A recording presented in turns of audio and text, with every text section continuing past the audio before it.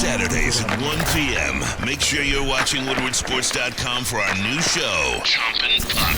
He shoots! He scores! With four-time Stanley Cup champion Darren McCarty and Michael Gentry, Chompin Puck is taking the Detroit hockey community and giving them a voice. Pros to Joes. You'll get the best Detroit hockey coverage around. Chompin Puck. Saturdays 1 p.m. on WoodwardSports.com. How's everybody doing today? Welcome Saturday, episode 7, I believe. Darren McCarty, four-time Stanley Cup champion. Your Detroit Red Wings. Michael Gentry Jr. joining me, as always, to talk a little bit of hockey, as you can see.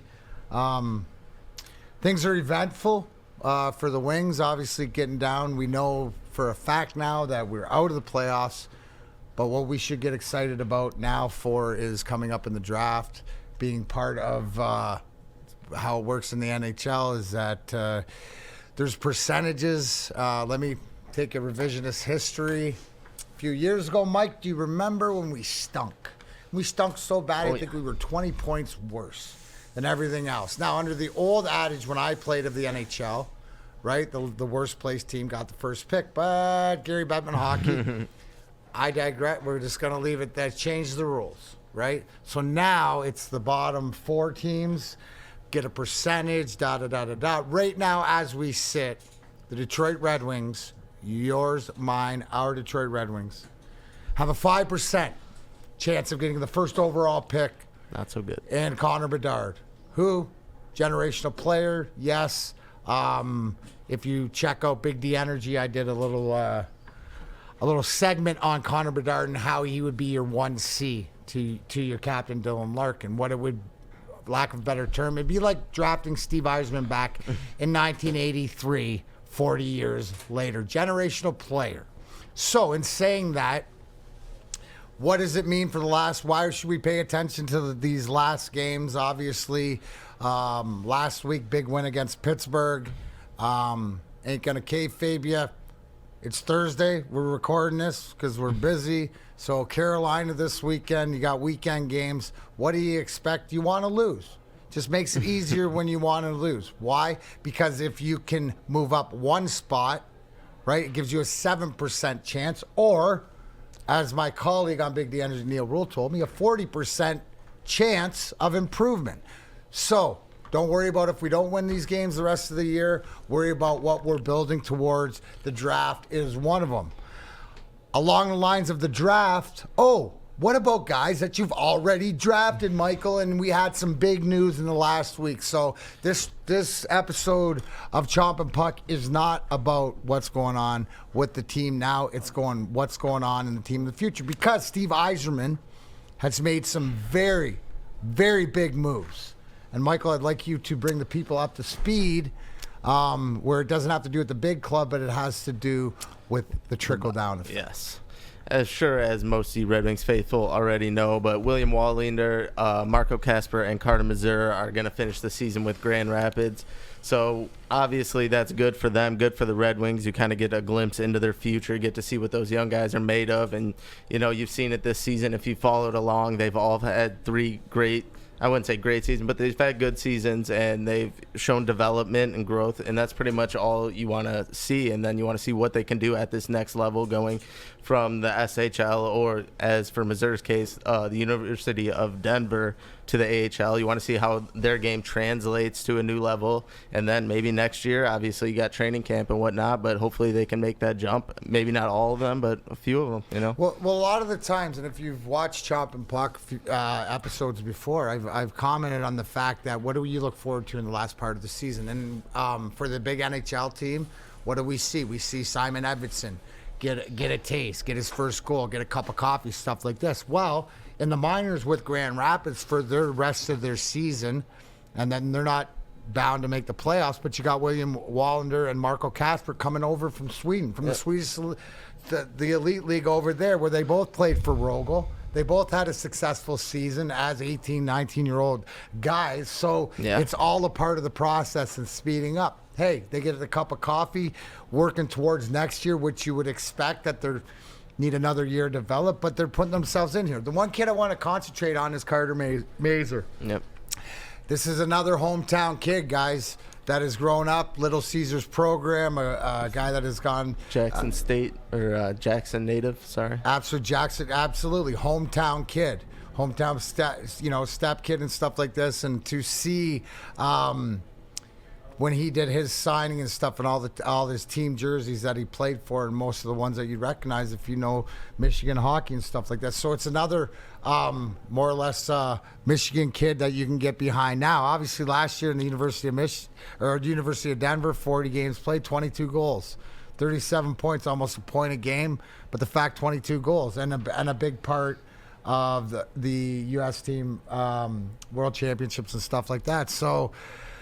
Three guys to look forward to, guys that are drafted, but I think you see what it is the process, right? Yeah. Usually we're used to guys getting drafted in the NHL, especially back in the old days with the Red Wings, and it'd be percolating. You drafted him in 2018. Where is he now? 2023, right? Takes too long. Yeah. This isn't the process. There's an opportunity. There's ice time with the big club. These guys are developing. I look more of these guys being ready to play at the NHL level. Now, the biggest thing for Wallinder and Kasper is getting accustomed, just like Edvinsson, just like Sider, just like Raymond, to the North American ice. Yep. Other than that, it's game on. Yeah. So be excited. There's different things to be excited about. If you're going to be down at LCA, I know that I'll be down there Saturday, the 8th, and for the last game on the 11th and stuff like that. So come on down. Let's enjoy, but the future is bright. Yeah. Always remember, #WiserPlan 1919. Nothing's changed. D-Mac, we might have to make a trip to Grand Rapids to see these guys play. Because, I mean, you just look at it. Obviously, Wallinder, Kasper, Missouri, these are just few of the great prospect pool that we have, but you just got to look at like what they bring individually too. Like Wallinder has that offensive side to him, but he's so great at carrying the puck, breaking it in. So that's definitely an element that the Red Wings have kind of been lacking in. And then Kasper, he has that offensive game, his nice touch around the net and whatnot, and that physicalness. That's, his big body and, engaging in those. That's really what the Red Wings have been missing, and you've seen it within, the last couple of weeks more than not. And then Missouri, that right-handed shot, 22 goals. So, like, that goal-scoring aspect. So, really exciting time, like you said. Yeah, and it's something, too, and I encourage everybody, if they haven't been to Grand Rapids to see the Griffins play, this is the future. And as you see the end of the season, different guys getting called up. So, the future's bright in Red Wing land. Yeah, nope, I agree. All right, let's take a break, and when we come back, did you see? Newsy. Our buddy Newsy, Derek Lalonde, coach, got ejected the other day. That was awesome. We're going to talk about it when we come back. Chompin' Puck. Introducing the Planet Fitness Guide to getting that post-workout glow. Step 1, what's your why? More epic energy, better sleep, blow off steam? Step 2, join Planet Fitness for just $10 a month and get moving in our clean and spacious clubs. Step 3, bask in that post-workout glow. Join Planet Fitness today for just $10 a month. Join today at any of the 50-plus Detroit area locations. Love Woodward Sports? Love wearing clothes? Then you should be wearing Woodward Sports clothes. Check out our full line of merch at woodwardsports.com. Just click on Shop. We have all your favorite designs, like Dan Campbell kneecaps, Beverly Hills Golf, Woodward Golf, and of course, our own logoed out merchandise. Men, women, infants, kids, all love Woodward Sports. Impress your friends. Impress your boss. Impress your dog. Buy Woodward Sports merch today. When it comes to making your haircut truly an experience, there's no better place than Lady Jane's Haircuts for Men. Come to any one of our 26 Metro Detroit locations for an award-winning haircut experience and qualify for a chance to win a down payment for your dream home up to $200,000. Our precision haircut and talented stylists will have you looking good, feeling good, and give you a chance to change your life forever. Lady Jane's Haircuts for Men, open 7 days a week. Walk in anytime. It's wicked awesome. Welcome back, Chompin' Puck. D-Mac, Michael Gentry here on this Saturday. Thanks for joining us. And I mentioned before the break, remember Planet Fitness, where fitness is essential, Mike. maybe you should like instead of walking by a treadmill, maybe like introduce yourself and step on one of these my days. God! But we'll get to that. Shots taken. Anyways, I thought that was gonna go towards Spencer at first. I've been hitting playing. But he has been in the gym. So. Listen, I got guys calling him, getting him out of bed. He's got a strict schedule, hardest working man here. Spend more racks on the ones and twos. All right. As always, I'll have don't to go you to worry Planet about that. Fitness. Listen, I'm going to toss you just like our coach, Derek Newsy Lalonde, got tossed the other day. First ejection was awesome. What'd you think of that, Mike? If I take you back to the Pittsburgh game, there was I don't know why the goal wasn't disallowed, but he challenged the goal and it was sort of allowed, and then he lost his marbles and said some figurative things on the bench. What did you make of Darren Lalonde getting tossed for verbal altercation with the official? For one, I will say after seeing multiple replays of it, the call or the reaction was warranted rather. But I just never have seen a side of Newsy like that, so it was kind of funny, and it was kind of cool the way to see the team rallied around him even after kind of blowing that game a little bit. You know, you blew the lead, but to rally around after he gets kicked out, you got Bob behind the bench. So it was funny.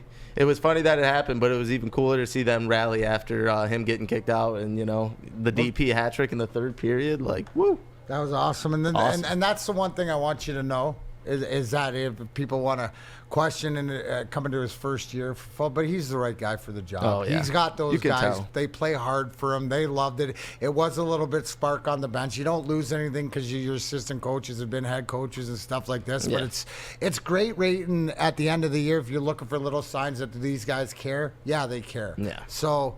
Again, in the bigger scheme of things, is that they didn't need to win that game to improve their chances. But at the end of the day, this will go a long way in the locker room for season that this team has played hard. They played hard. You know, Dylan Larkin, I can't say enough for the leadership that he's shown, and he's earned that contract and stuff like that. So I thought it was great. Yeah. I thought it was great. You don't want to see that all the time, but the way that it happened and showing that he still cares. What does he have to care? They're out of the playoffs and stuff like that. It goes to show you that he's going to go down with the ship, and the guys love that. Yeah. No, I definitely think so too. And I think, you know, in his mind when he's going into that, like, obviously you're challenging the call because you think it's whatnot, but like, I think he might have even done that to show the guys that, you know, he still has that in him. He still wants to win, you know, and that kind of sparked the boys a little bit. So it was cool. It was cool to see, you know, love Newsy standing up, you know, for his word and whatnot. But D-Mac, I gotta ask you, have you what's your favorite memory of a coach getting thrown out, or best memory rather, or like, you know, like I could think back to, you know, Larry Mavety and Jr., who was a vocal guy that he got tossed a few times. Never the best one that always comes to my mind isn't the coach being thrown out. It's Steve Yzerman getting thrown out. I could have said that too. And anybody who has heard this is that Steve Yzerman does not hold back. To referees. Not that he talks to them all the time, but if he's upset, he's gonna let you know, and he doesn't care. And we were in St. Louis, and a lot of the times, like, I didn't wear a letter or whatever, but I was the buffer, no matter what. And I got along with the refs, the linesmen, and stuff like this. I was brought up at an early age. It's like, you know, like, what's it gonna do when you make this guy mad? He can only make your life worse. So I was always like the politician and stuff like this. And when Stevie went off, and official referee Rob Schick, and when I tell you he went off for about 5 minutes, the play on the bench, it never stopped. It never stopped. And when I say that 19, Steve Yzerman can be relentless with his mouth, like, and he will go to levels that you do not know as a competitor, right? He's got that Mamba mentality. It reminds me of Kobe Bryant and stuff like that. Like, it doesn't matter. And he said some things to Schick, and Schick wouldn't say anything back until finally Schick stopped, and he looked at him and he tossed him. He just ran him. And the minute that he kicked him out of the game, I remember Stevie go, "What? Me? Wait, you can do that? What did I say? What did I say?" Like when we've all been there, when we lost our marbles, maybe blackout, don't know what we said, hope we didn't say anything, you know, that was too big to come back from, right? But he was just mystified in the fact it's the only time. But let me tell you, he probably got away with about 5 minutes extra than any other normal person, including Wayne Gretzky, would have got away with. So that was my favorite one in St. Louis that he got tossed. And it's the same thing. A lot of times, I don't know. It's because you were blacked out. You don't remember what you said. So that's the one that I always remember. The funny thing about when Newsy got tossed, too, if you actually looked at the bench, some of the players' reaction were kind of like the same way you were describing Steve's. It was like, wow, Newsy actually just got fucking tossed. Wait, what? They do that these days? That's almost like, hey, Newsy actually just 248. What's more likely, a fight on the ice or a coach getting tossed? Let's go. Oh, man. But, no, that's awesome. But, yeah, we're going to go to break. A ton of fun, a ton of sports, and a ton of man meat. Welcome to the Woodward Heavyweights, live daily 5 to 7 p.m. on Woodward Sports. Saturdays at 1 p.m. Make sure you're watching WoodwardSports.com for our new show, Chompin Puck. He shoots! He scores! With four-time Stanley Cup champion Darren McCarty and Michael Gentry, Chompin Puck is taking the Detroit hockey community and giving them a voice. Pros to Joes. You'll get the best Detroit hockey coverage around. Chompin Puck. Saturdays 1 p.m. on WoodwardSports.com. I mean, we got a little replacement since D-Mac's gone. He might be getting thrown through some tables. We have no idea. We'll give you some updates on D-Mac later. But for now, we got Jake Walman hitting the game winner last night. 3 seconds left. What a game. Honestly, I was kind of scared if that game went into overtime. But overall, it was an awesome game. Spence, did you watch last night? I did. It was an awesome game. I'm, kind of upset that they won. They can stop doing that. They can stop. It's a good pain. Like, obviously you want to see them win, but that just pushes you away from the ultimate prize further and further, which I don't think they're going to get Bedard.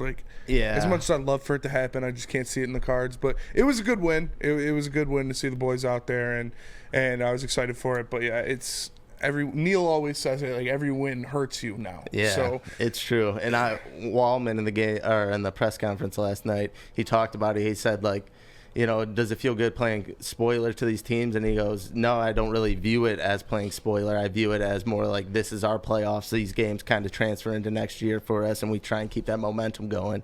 So you got to look at it as that aspect for the player side. For sure. As much as we want them to lose games to help that draft pick out, they still have something to play for, and each of these games matter to them.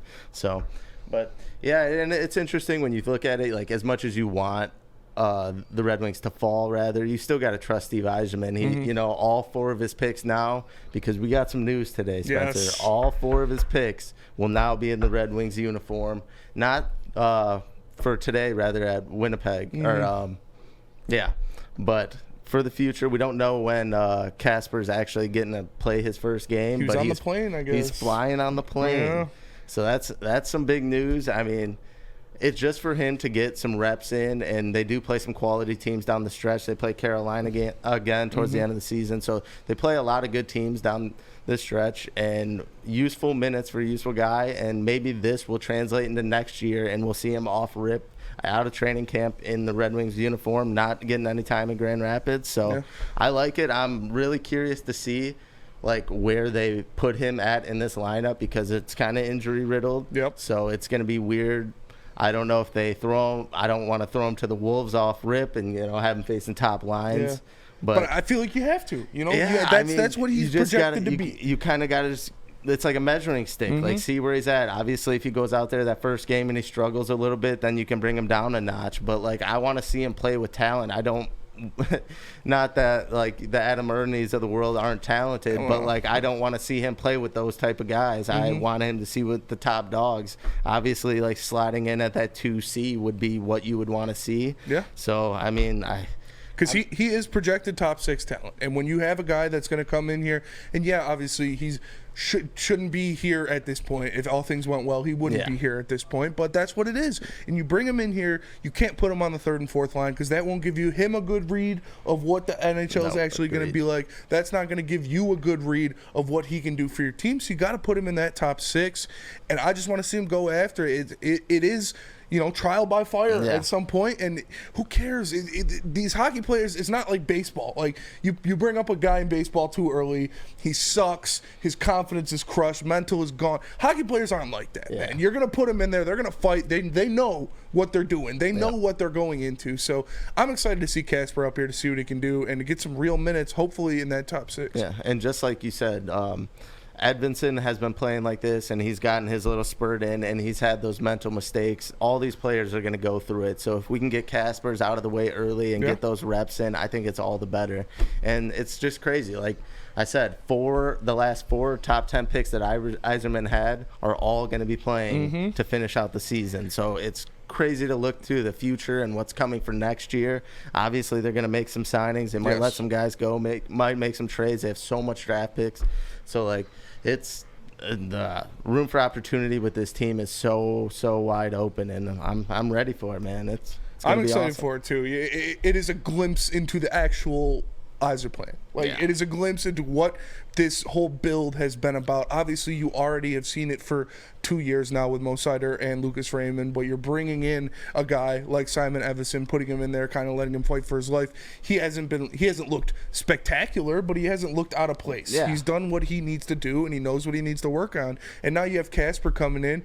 And I'm not expecting him, to get a hat trick in his first game. He's not going to light up the score sheet Yeah. even throughout the 9 games. You just want to see subtle improvements and him making NHL adjustments plays. to those mistakes or whatever, and just growing as a player. He's not going to come out 19 years old and just light it up. But you just want to see him getting in the groove of things, and that's really all you can ask for. And experience is so important for that. Yeah. He can get the speed of the NHL, the physicality of the NHL, because that's what we always talk about. Oh, Raymond, when he first came up his first year, he was getting kind of bullied a little bit, getting pushed around. So you bring him up here now to these games that don't matter. I'll just say that what it is. These games for the rest of the season don't matter with the points you're going to get from him in that aspect. So he can adjust to the physicality, the speed, and the skill of the NHL before he's actually in games that matter when you're in a playoff hunt or you had the season in front of you. So he already has been there. He knows what to expect. Yeah. And just like talking about the Carolina game, you kind of seen them experiment with the lineup a little bit. Like the power play 2 was like... I was so mind blown, and then you didn't even see an adjustment throughout the game. They kind of just threw it out there, like they were trying it, and if this doesn't work, we'll make an adjustment next game. But they literally, I think they had one chance maybe the entire game on that power play too. And then you see Berggren the last game against the Penguins. He's probably one of his better games after going through a slump. And then he gets moved to the 4th line. So, it was just a lot of things that didn't make sense, and I think this is the perfect time that you do make those moves. You insert Kasper into the top 2, see what he's worth. And, that's what they're doing with Edvinsson. I don't see why they would go a different route. But, definitely. That's what he is projected to be, is on those top 2 lines in that top 6 of forwards. So you put him up there and you let him after it. You let him go on the ice against top NHL competition, because when he's ready, when he is here, that's what he's going to be playing. So you don't start him against 4th line guys. Yeah, no, I agree. And I just want to talk about this a little bit before we do our little 5-minute major to wrap up. How about Jake Walman? Yeah. Is he not the perfect fit for Mo Seider? Yes. And just seeing Seider go up and hug Jake Walman after that goal, the emotion, man, they found the pair. Yes. That's it. That's the future. That's your I one would pair. not differ from that next year. I don't care if someone better than Walman comes along. I don't care if Edvinsson starts doing better. I would not differ from that. The chemistry you've seen between Walman and Seider is unreal. And Walman, his shot, everything he brings offensively, they just mesh so well. So that has been by far one of my favorite things to watch throughout this Red Wings season was Walman when he came in and they made the switch from Seider and Sherratt to Walman and Seider, and just how well they've done.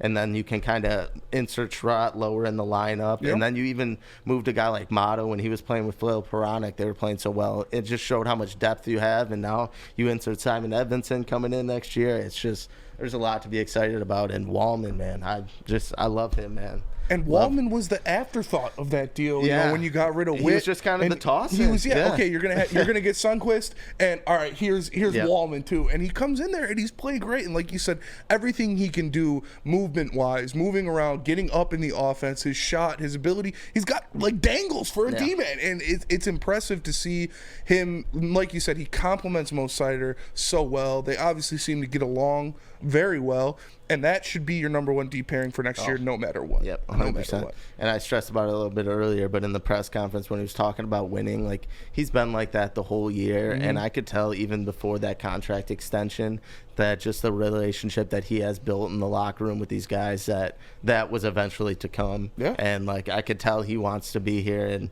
you know he wants to be a Red Wing. So I think that's all you can ask for, a guy that's playing way above his potential that we thought, and he's made the perfect combo with your best defenseman, with what's your future, which I expect it can't be long before Seider gets a long-ass extension and we lock him down for the rest of his career, because games like Carolina, games like Pittsburgh, and we'll see against Winnipeg, hint, hint, this is Friday. But we're not there yet. But we'll see against Winnipeg. Like the game against Carolina, I always tend to shadow him a little bit on the defensive end because I just love everything he does, his energy, his hits. He's going board to board. How he keeps the puck in the zone, it's just man. Insane, the way he keeps the puck in the zone is always crazy to me. I'm not supposed to be a fan like that, given the description of my title, but I just love Seider. I don't think I've been excited for a Red Wings player as much as I have with him, obviously, since maybe Dylan Larkin, but it's just... It's crazy, man. Yeah. The element that he brings to the Red Wings is different. Mo is different. But we're going to go to break. When we come back, we're going to do a little 5-minute major with me and Spencer. We're going to go back and forth, answer some questions that were asked to us, and then I have a question for Spencer. He has one for me. We're going to get into it. Saturdays at 1 p.m. Make sure you're watching WoodwardSports.com for our new show, Chompin Puck. He shoots! He scores! With 4-time Stanley Cup champion Darren McCarty and Michael Gentry, Chompin Puck is taking the Detroit hockey community and giving them a voice. Pros to Joes. You'll get the best Detroit hockey coverage around. Chompin Puck. Saturdays 1 p.m. on WoodwardSports.com. For now, we're doing the 5-minute major. And Spence, you're starting off the first question for me, but then after that, I got one for you, and then we're rolling into 3 questions that we both will have to answer. Okay, first, my question for you is, what was your first Red Wings jersey that you owned, and a Red Wing you wish you could see play on the ice again? Okay, so a little shot at D-Mac maybe. My first jersey I owned was actually a Grindline member, but it wasn't D-Max. Oh, damn. It wasn't D-Max. It was Chris Draper was the first jersey I owned. Oh, yeah. And I still have that, even though it would never fit on me now. I still have it because you got to love drapes. Hint, hint, we may be having drapes in here in a couple weeks. Ooh. Not trying to drop anything, but and favorite Red Wing you wish you could see play again? Oh, man, that's a lot, because there's a lot before my time that I really didn't get a lot, you know, to watch a lot. But I'm going to go with one that I did see play for a majority of his career, and he was just insane, and I don't think there will ever be a player quite like him, and that's Pavel Datsyuk. Yes. And I don't think there will be another Magic man that was capable of doing some of his stuff that he did. And it was the anniversary of Logan Couture when he deked him out of his skates. So perfect timing. I would have to go with Datsyuk, but there's so many. Like that Red Wings, that question, literally, you can name a million players so many for that. So there's so many. But all right, for me, we're getting a little into Spencer's hockey career. Okay. Spencer is a player himself too. Yeah. He's been in between the pipes. He's been out on the ice. He does it all. Yeah, he's literally does it all. I'm a utility guy. But we are going to ask, we're going to deep dive in Spencer's mind. Spencer, what is your favorite memory you've had as a player, or funniest memory? Okay, so it was my first time ever playing goalie on ice. Okay. And this was a beer league game. My buddy needed somebody to fill in for him for his beer league team. This was when I was in college. And he was like, you want to fill in? I was like, yeah, I mean, if you could find size 14 goalie skates, yeah, I'll fill in. And and he did, yeah. and he got him. And I was in there. I told him, I was like, I'm going for the flashy glove save, like flip glove save on every single play. And he was like, all right. And these assholes on the other team, like, they knew it was my first time playing goalie, so they would just come down the ice and put clappers on me as soon as they got past the blue line. Peppering you. They were peppering, and I was doing it. I stayed true. I was flip. We won 7-5. 7-5, 5 goals against. 5 goals against. Yeah, first game back. I was trying to get in a goldie tilt so bad, bro. I was yelling across every time we scored on them. I'd be like, "You don't got it, bud. This is my first game, and I'm showing you up, bud." I was trying to get a full goalie tilt, but he wasn't happy. The beer league games are classic. It was best legendary. memories. It was a lot of fun. That's fucking awesome. We're gonna have to get you on the ice. All three of us one time with D-Mac out there too. Hell yeah. Next time one of D-Mac's events, we're all gonna get out there. Oh, I'm down, man. But all right, now number 3. This is for both of us. Favorite hockey movie of all time. There's a lot of good hockey movies, so it's really tough to pinpoint one. But I'm going to go to one that was more of like my childhood that kind of got me intrigued on the game itself, and that would have to be Gordon Bombay and the Mighty Ducks. Oh. Any one of them. I would preferably, I like D2 the best. D2's the because best, like the Team USA vibes. I actually had myself an Adam Banks jersey. Big Adam Banks guy. Hell yeah. But I love the series in general, and that kind of like got a lot of kids, I feel like, into, you know, hockey to start off. So I'm going to have to go with that one. I'm not even going to go a close second because I don't want to steal yours. Yeah. So yours. Mine's got to be Miracle. Like just the story behind it obviously is so amazing. Kurt Russell puts on a fantastic performance in that movie, and it just means so much for the nation, like to take down the Soviets, and then like it There's is so just much to that movie. So much to that movie. Such a well produced, that's what I was gonna well say. shot movie. And if you count, like, can we count the Russian 5? And that's a documentary. It doesn't really count because that one also is extremely well. But like straight movies, if we could, I'd put Russian 5. Yeah. But Goon is also, dude. I love that movie. The 30 for 30 with D-Max. The third, if you count that as the Unrivaled, if that you're could be up there too. those, There's I'd so put 'em many, in there. but those aren't straight movies. Yeah. I think, Miracle is definitely in my top 3. So I love the Mighty Ducks, though. Gordon Bombay and the boys. That movie is legendary. D2 is where it's at. I actually have that still on DVDs, even though like you can't even like play DVDs anymore. But like I still have them for whenever those will be relevant again. I can do something with That's those. what it's all about. All right, Spencer. We kind of stressed on this, I think, a little bit a couple weeks ago, maybe. But we're coming down to the stretch of the end of the season. We got the Stanley Cup playoffs coming out. We got our boy Bertuzzi buzzing with Boston. Yeah. You got the Rangers heating up. You got Vegas. There's so many teams right now that are buzzing. This playoffs is going to be insane. You still have Tampa, the juggernauts. If they get matched up with Toronto in the first round, who knows how that's going to go for Toronto.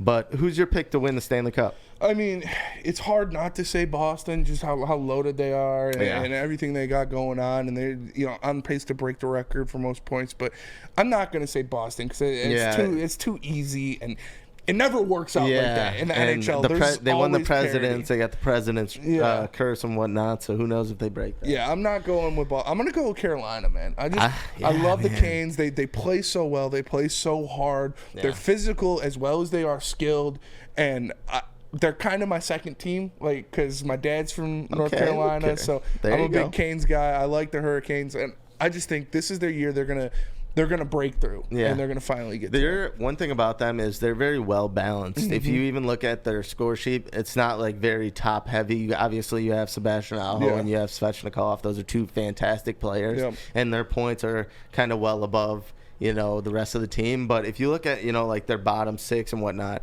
they're all pretty balanced. They're all like right around each other points wise, all contributing, and they have great size to them, great speed. So like they can hang with the best of them, and they're physical. They have guys that'll bang out for them. So I don't mind that pick at all. And mine might be a little homer. I shouldn't even say homer because I'm not from New York, but I'm gonna go with my favorite team other than the Red Wings and the Rangers. They've just been heating up. Kane's been getting in his bag. I just like they're very deep as a team. Like their third line could debatably, if they got the minutes that other teams, second lines get, they could basically be producing at that level. They just have a lot to their team. They got the physicality of Jacob Trouba on the defensive end, and then you got the offense with Adam Fox. So they get the best of both worlds. Yep. Their power play is insane. They're just so deep. But I agree, there's really no it's so hard to pick right now because there's so many good teams in hockey. So and in the NHL, it's all like NHL playoffs are the best because you never know what to expect. Yeah. You never have these teams. Even Boston, they could get upset in the first round. They literally could. Yeah. And we've seen it happen before. Mm-hmm. So you can't rule any of that out. And I got to mention this. Playoff hockey is some of the funnest hockey to bet on. Oh, yeah. Because usually, I'm not going to go into picking spreads really too much in these games because I think they're more close games, even though that empty netter at the end puts you over that 1.5 all the time. But usually the money lines are pretty even, or the dogs might be pretty favorable to a team that's just going on the road and they can easily steal a game. So it's some of the most interesting games to bet on. So I'm excited for that too. But I'm going with the Rangers. You got the Hurricanes. We'll see how it pans out. We'll revisit that. But our last one, Spencer, you're a big fan of the Sellies. I am. I love Jake Walman do to top the Gritty? Oh, man. If you bust out the Dougie real quick or something. Hit the Dougie, do something. Hit the jerk. I just think at what, the Red Wings were down 4-0 in that game against the Penguins. You rally back, you steal it in OT, and then you hit the Gritty. I don't think anything can top that. No. Given the circumstance of that Selly. But it's such a good. I'm always a fan of and it was the first one to do it. The stick spin and drop, like the holster. When you holster the stick, that's one of my favorite Sellies. There's so many good Sellies, but I feel like the Gritty being the first one to do it in that setting, especially coming back 4-0, stealing it in overtime against the Penguins. It's gonna be hard to beat. Yeah, maybe the Antonio Brown. I don't know if I've seen that one yet, but Dylan Brooks and the Grizzlies are kind of wearing that one out. But what else was I about to say? Jake Walman, actually, after the game yesterday, was talking about it. After he scored the goal, obviously you don't plan when you're flying over the boards, coming in with 10 seconds left to snipe, and you have a Selly planned out for that. But he did the fist pump and or the chest bump rather, and grabbed the Detroit jerseys. And when he was asked about that, if he was going to do something similar to the Gritty or if he could top that, he replied with, honestly, I don't really got anything, and the boys gave me shit for grabbing my jersey that. So he was kind of getting clowned for his Selly right there. So maybe he has something. It was good. Maybe he has something up his sleeve for the next time if he scores a game winner, or his next goal rather. We'll see. But all right, I want to thank Spencer for joining me today. Next week we'll be back with D-Mac, and we'll have another special guest. And like I kind of mentioned earlier, we have a couple special guests lined up for after the season, and we've been trying to squeeze them in, but with coming in, starting the show right as the trade deadline happened, and then we kind of moved into the end of the season, it's been kind of hard to pinpoint those guys, and they've had a couple crazy road trips. But in the future, we definitely do have some players coming on, as well as some alumni coming soon. But for now, I'm Michael Gentry. That's Spenmo Rex. We will see you next time on Chompin Puck. Peace.